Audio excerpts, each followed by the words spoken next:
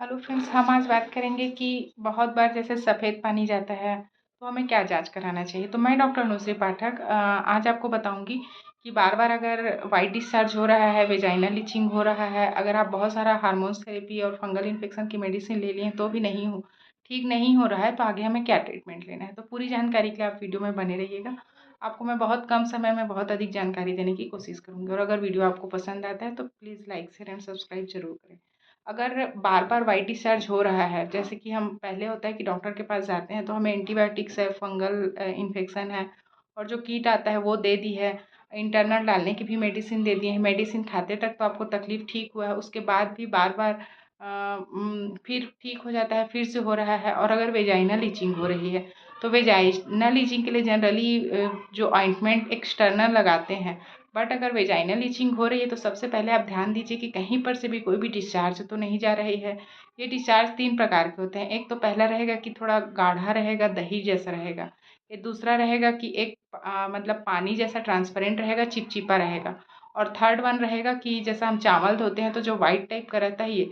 तो 3 में से कोई भी प्रकार का अगर डिस्चार्ज हो रहा है और उसके बाद इचिंग हो रही है तो पहले हमको डिस्चार्ज को ठीक करना है। डिस्चार्ज तभी होगा जब हमारी यूट्रस में किसी न किसी प्रकार का इन्फेक्शन होगा। इन्फेक्शन कहीं से भी हो सकता है, जब हम कहीं पर मतलब किसी का यूरिन बाथरूम यूज़ कर रहे हैं या कोई शादी में गए हैं। इवन अगर हम बाथरूम भी यूज़ कर रहे हैं और हमारा कपड़ा भी या अंडरगारमेंट्स भी अगर ज़मीन में गिर गया है या तार में सुखाए हैं, ऐसे भी कंडीशन में बैक्टीरिया ट्रांसफ़र हो जाते हैं और हो जाता है। तो बार बार हो रहे हैं तो आप इसको ठीक करने के लिए ध्यान दीजिए।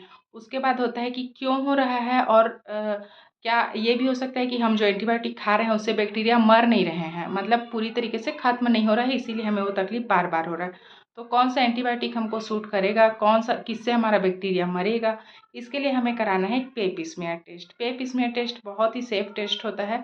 बस जैसा ईयरबड्स रहता है वैसे ही एक बड्स से आपका वहाँ पर का सिक्रीशन कलेक्ट किया जाएगा, जो कि बिल्कुल भी पेनफुल नहीं है। और उसके बाद फिर एक टेस्ट करके आपको सिंपल बता दिया जाएगा कि आपको ये वाला एंटीबायोटिक लेना है। और अगर वो एंटीबायोटिक लेते हैं तो आप देखेंगे कि आपका रिजल्ट बहुत अच्छा आएगा और वो एंटीबायोटिक लेने से आपके सारे बैक्टीरिया मर जाएंगे। क्योंकि एक्चुअली होता क्या है कि जैसा ये हमारा बॉडी है, हमारे पास 10 प्रकार के एंटीबायोटिक्स आते हैं, तो 10 को तो हम पेशेंट को नहीं दे सकते। तो जो लिक्विड फॉर्म में रहते हैं उसमें जा करके हम प्रैक्टिकल करके स्मीयर को डाल करके टेस्ट कर लेते हैं कि किस में बैक्टीरिया किल हो रहे हैं। तो उससे फिर कंफर्म पता चल जाता है कि किससे बैक्टीरिया किल हो रहे हैं, और इसमें फिर 100% रिजल्ट आता है और मरीज ठीक हो जाता है। तो इसके लिए होता है कि हमें पेप स्मीयर टेस्ट करा लेना चाहिए। पेप स्मीयर टेस्ट कब कराएं, तो पेप स्मीयर टेस्ट के लिए आप पीरियड्स के 7वें दिन से 21वें दिन तक के करा सकते हैं। तो किसी भी प्रकार का ब्लीडिंग हो रहा होगा तब पेप स्मीयर टेस्ट नहीं होगा, और पीरियड्स के समय भी पेप स्मीयर टेस्ट नहीं होगा। बाकी आप किसी भी समय पर जा कर के लेब में या फिर किसी भी गायनेकोलॉजिस्ट को दिखा करके आप एक बार पेप स्मीयर टेस्ट करा सकते हैं। अगर कैंसर की भी आशंका है तो पेप स्मीयर टेस्ट एक बार करा लीजिए, तो उससे भी कन्फर्मेशन कुछ हद तक के हो जाता है। प्लीज़ वीडियो में बने रहिए। छोटी छोटी वीडियो को लाइक सब्सक्राइब ज़रूर करें, और जिनको भी ये तकलीफ़ है वो छोटा सा एक पेप स्मीयर टेस्ट ज़रूर करा लें। Thank you.